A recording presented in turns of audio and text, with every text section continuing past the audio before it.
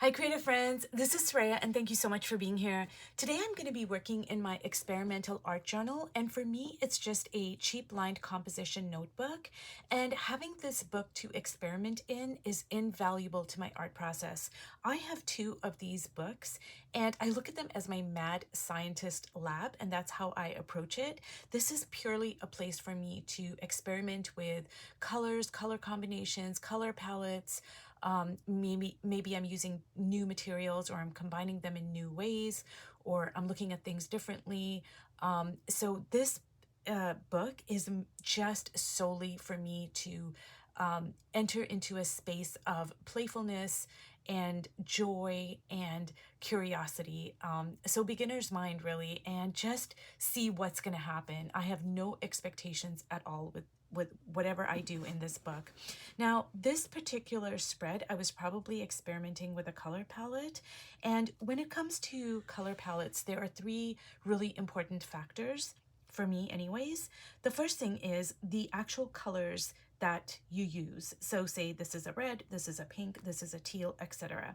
The second component is the combination of the colors that you use. So, I'm combining, say, my warm colors with my cool colors.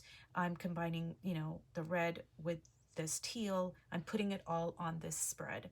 The third, and to me, oftentimes the most important and most overlooked factor, is the proportion of the colors. Because if I had to take this exact, say the exact color palette, but I just switched everything around so that everything was in different proportions, all the colors, like just say I put this teal over here and I put this aqua over here, and I just switch the colors around, this spread would look very, very differently. So the proportions are really, really important in our color palettes. And I'm just gonna do a quick flip through here just to kind of show you, like, I have a lot of empty pages. And, I think I'm experimenting with my tea bags over here. And oh, I want to show you this over here. So probably what happened is I applied some paint, and then before it was completely dry, I closed the book. And then when I opened the book up again, a lot of the page picked up and it kind of ripped the page. But I absolutely love that. Like, the texture is so delicious. And I just love when all these like little kind of accidents happen. And over here I was probably experimenting with an abstract face because they do tend to be more difficult for me to do. It's easier for me to do a stylized face. And over here, like, I really love all the lines, and that's just a pen. But see, I made all those lines on the head, and I really love that. And over here, I think I actually did a series on this, and this is where I combined my oil pastels with the tea bags. And over here, I applied some tea bags over this, but now that's not oil pastel. That is acrylic and inks, I think. And so it actually remains quite vibrant, even though it is behind the tea bag, if you can see that. And I just put some tea bags here and here and here. And let me see. So over here, like, obviously this is my jam.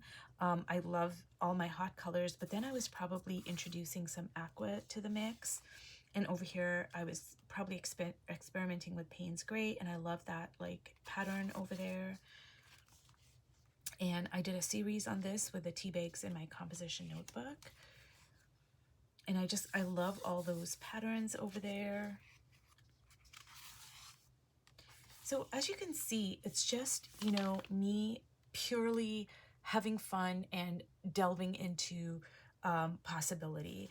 And it's really freeing to experiment in this way because I really have absolutely no expectations at all.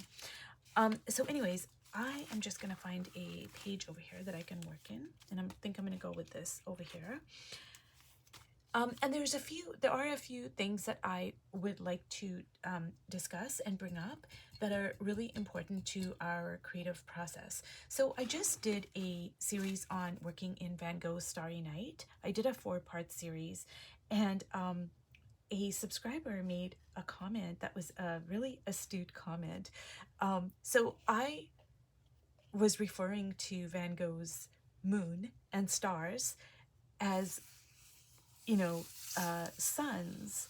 And I call the stars little suns, and I called the moon, because it's starry night, I called it a sun. And it wasn't until the fourth and final video, I think, where I was like, you know what? I think this is a moon because it's starry night.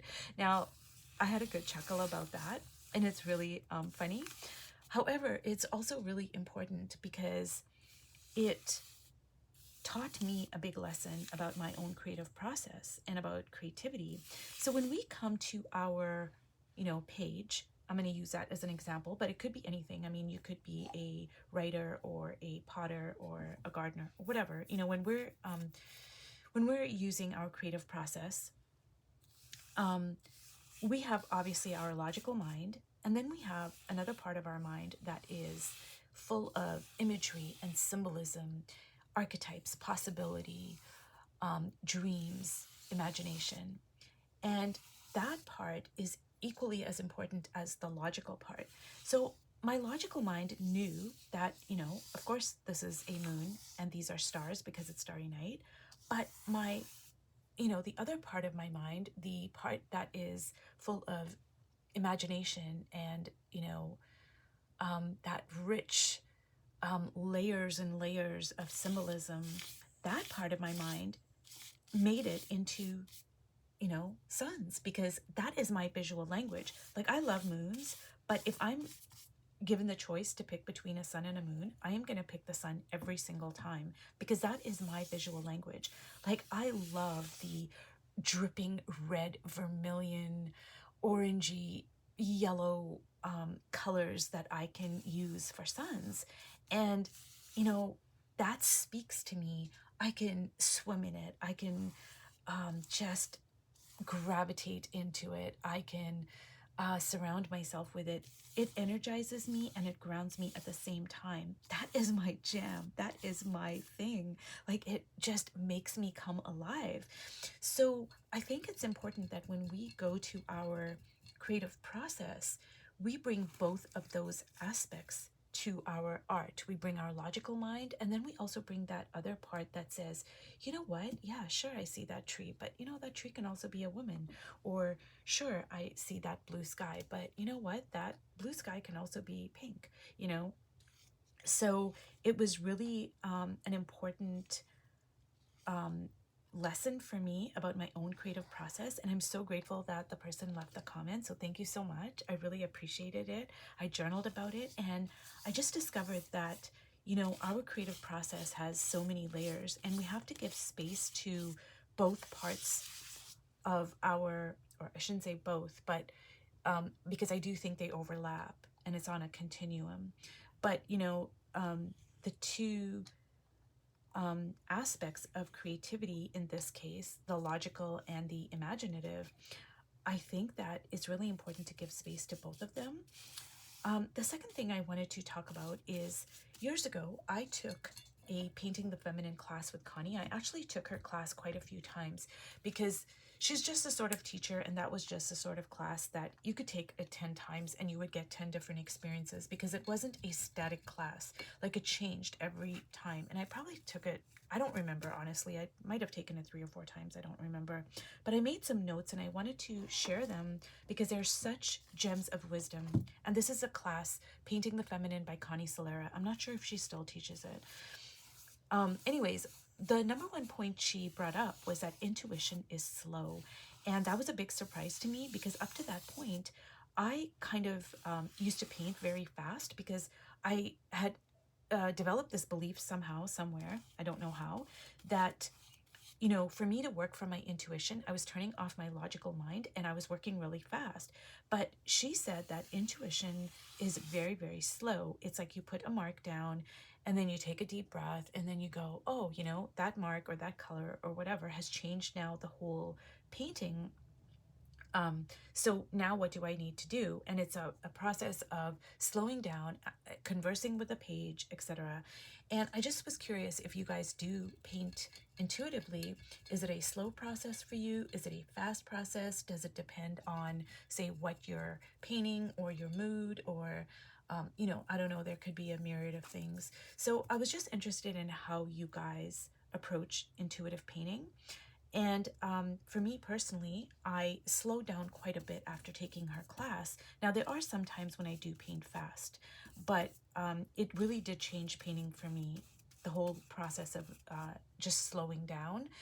And the second point that she made was that she doesn't try to make sense of anything. So if she wants to draw a lady with 10 heads, then that's what she's going to do. Or if she wants to combine certain colors together on her palette, that's what she's going to do. She's not going to second guess herself and say, well, you know what? I learned that those two colors don't go together. She doesn't do that.